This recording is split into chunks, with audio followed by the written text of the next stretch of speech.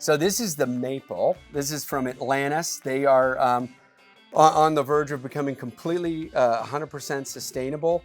This is using the Pollyanna material. It's a 60% Pollyanna fiber, which kind of mimics kind of a wool feel, and then 40 acrylic. So it's got some challenges, and this big, the ribbed nature of this, that always catches your attention too. Yeah, beanies are one of the most challenging products to decorate on the market. We've done them in the past on Decoration Myth episodes even. And what you want to be really careful of is stretching the fabric and then heating it, because it tends to want to stay in that warped position. And so we're going to show you a new technique here that I learned from an apparel decorator, and that is decorating it completely flat on our flat press. And so we'll start by setting up the cap.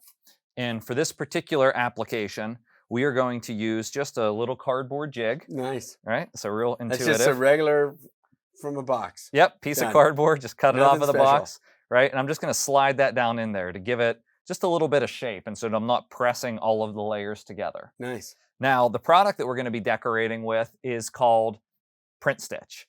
And what's really cool about Print Stitch, it's a patch. It's sublimated inside, so you can get full color, lots of detail, and this really cool logo. But you actually have a stitching or embroidered component as well. Wow. And that embroidered component is on the outside in this example, but you can even have like little details inside of the patch embroidered as well. And so we're just going to kind of set this up. And because we're getting a little crazy with hats, I'm getting crazy about stretching the limits of this. This particular beanie has almost like a secondary seam where you're supposed to fold it, which is a really nice feature. And so it folds in the same place every time. But we've created a design that really just stretches that complete distance to try to decorate it accurately. And so going to create that little stretch, going to make sure that that patch is having contact on all parts. And then I'm just going to slide it to the edge, cover it with my foam cover pad, being very careful not to move it. You probably could tape it. And then I'll use my heat press, and I'm going to apply basically no pressure. All right? And so no pressure. Yeah, and you'll see here. Okay. Like it's like a 2-3, but the timer isn't even engaging. So I'm going to hurry up and rush to my stopwatch here and start the timer because I want to press this for 40 seconds altogether. And so because the heat press is just barely locking down and we added that thickness on the front of the machine, the timer doesn't even engage. And so 1/8 inch foam cover pad, cardboard jig inside. I'm being careful to make sure that jig doesn't stretch the beanie so it's not heating up in that stretched position. Cover those ridges with a patch product, all like one contained image, and heat press it for about 40 seconds, okay? Nice. And top heat only here, right? I don't need a special heat press with bottom heat. We're gonna use one later, don't worry, we won't leave that out. We're gonna get but I'm at 37 seconds. It took me a few seconds to get to my stopwatch here.